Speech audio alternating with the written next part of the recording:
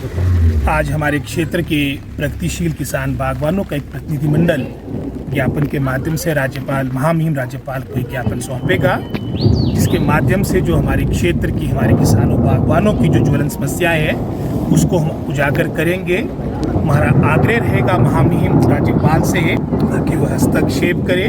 विशेष रूप से अगर हम अपने क्षेत्र की बात करें, क्योंकि हमारा प्रदेश किसान बाहुल्य प्रदेश है, बागवान बाहुल्य प्रदेश है, और साथ ही साथ अगर हम सेब उद्योग की बात करेंगे, लगभग कोई 5,000 करोड़ की योगदान कंट्रीब्यूशन इस उद्योग की है। आज हमारे किसान बागवान हताश है और एक तरह से लग रहा है कि वर्तमान सरकार ने हमें लवारिस छोड़ा है।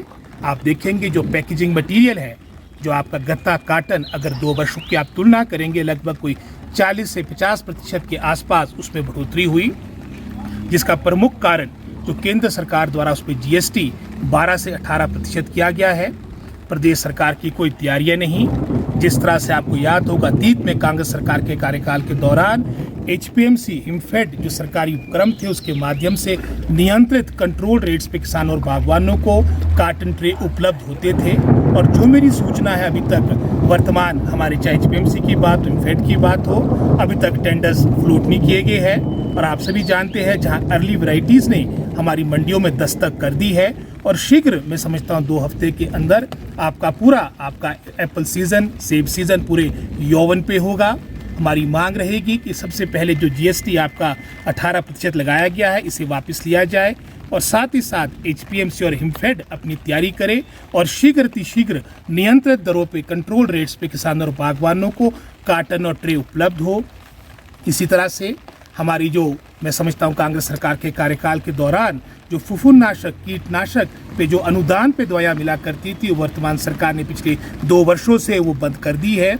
हमारी ये भी महामहिम राज्यपाल महोदय से आग्रह रहेगा, क्योंकि हमारे प्रदेश को फ्रूट बॉल ऑफ इंडिया के रूप में जाना जाता है, कि ये हमारी जो योजना है इसको पुनः बहाल किया जाए, अविलंब इसको बहाल किया जाए। साथ ही साथ आपका जो मैं समझता हूँ चाहे वो खाद की बात हो, जहाँ इन्होंने कहा था कि 2022 में हमारे किसानों की आमदन आपकी दुगनी होगी। आज उसके विपरीत आय तो दुगनी नहीं हुई, लेकिन अवश्य जो हमारी खादों के रेट थे वो दुगने हो चुके हैं।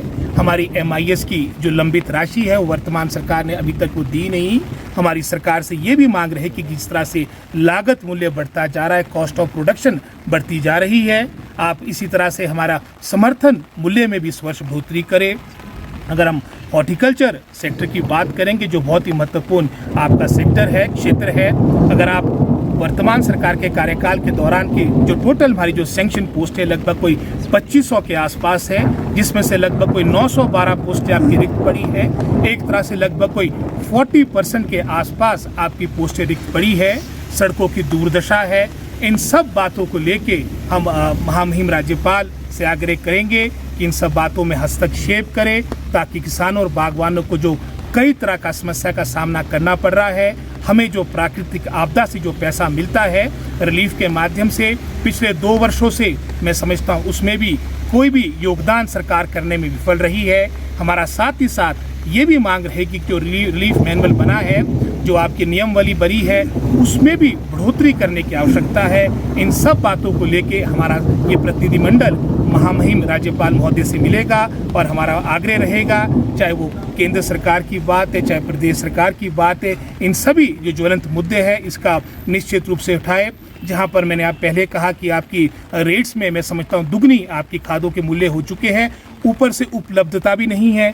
इस तरह से मैं समझता हूँ उदासीन रवैया वर्तमान सरकार का किसान और बागवानों के प्रति है। आपका जो पैकेजिंग मटेरियल के बारे में मैंने पहले कहा, और साथ ही साथ जो हमारा हॉर्टिकल्चर टेक्नोलॉजी मिशन जो महत्वाकांक्षी योजना कांग्रेस सरकार के कार्यकाल के दौरान की थी 1134 करोड़ की, वो भी वर्तमान सरकार के 4.5 वर्षों के कार्यकाल में मात्र 50% के आसपास वो उपयोग में हो पाई है। और आप जानते हैं कि अगले वर्ष आपका ये आपके जो वर्ल्ड बैंक प्रोजेक्ट है ये क्लोज हो जाएगा। एक तरह से जो वर्तमान सरकार का ढुलमुल रवैया है, इसके कारण ही मैं समझता हूँ एक तरह से इस प्रोजेक्ट को भी डीरेल करने का प्रयास किया जा रहा है। इन सभी मुद्दों को लेके, किसान और बागवानों से जुड़े मुद्दों को लेके हम राज्यपाल महामहिम राज्यपाल महोदय को मिलने जा रहे हैं। सर काफी आया, आपको याद होगा चाहे वर्ष 2014 के चुनाव थे, चाहे 2019 के चुनाव थे, ये प्रमुख रूप से एक घोषणा हमारी वर्तमान की भारतीय जनता पार्टी ने की थी, जो सत्ता में चाहे प्रदेश की बात हो चाहे केंद्र की बात हो। लेकिन मैं समझता हूँ इस अवधि के दौरान कोई भी पहल, चाहे प्रदेश सरकार की बात हो चाहे केंद्र सरकार की बात हो, इस ओर नहीं की गई। इसी वर्ष का अगर आप उदाहरण देखेंगे, लगभग हिमाचल के बागवान ने लगभग कोई 75 लाख के आसपास पेटियों को आपने कोल्ड स्टोर में रखा था।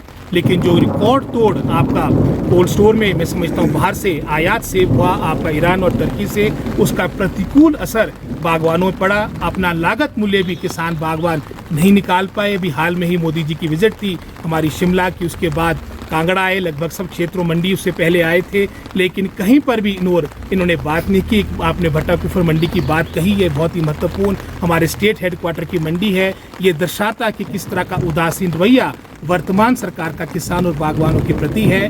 आज ये मंडी भी आपकी अधर में लटकी है और हमारी ये भी मांग रहेगी कि ये सभी मंडियों को लेकर सरकार सजग रहे, क्योंकि सीजन प्रारंभ हो चुका है। और साथ ही साथ आयात शुल्क का जो बहुत ही महत्वपूर्ण मुद्दा है, इसको पुनः केंद्र सरकार से उठाए, इसको विशेष उत्पाद की श्रेणी में डाला जाए। आपकी जो 50% के आसपास आयात शुल्क रखा गया है, इसको दुगना किया जाए, जिस तरह की घोषणा प्रधानमंत्री मोदी जी ने की थी, जिस और कोई भी कार्य अभी तक सरकार ने नहीं किया है।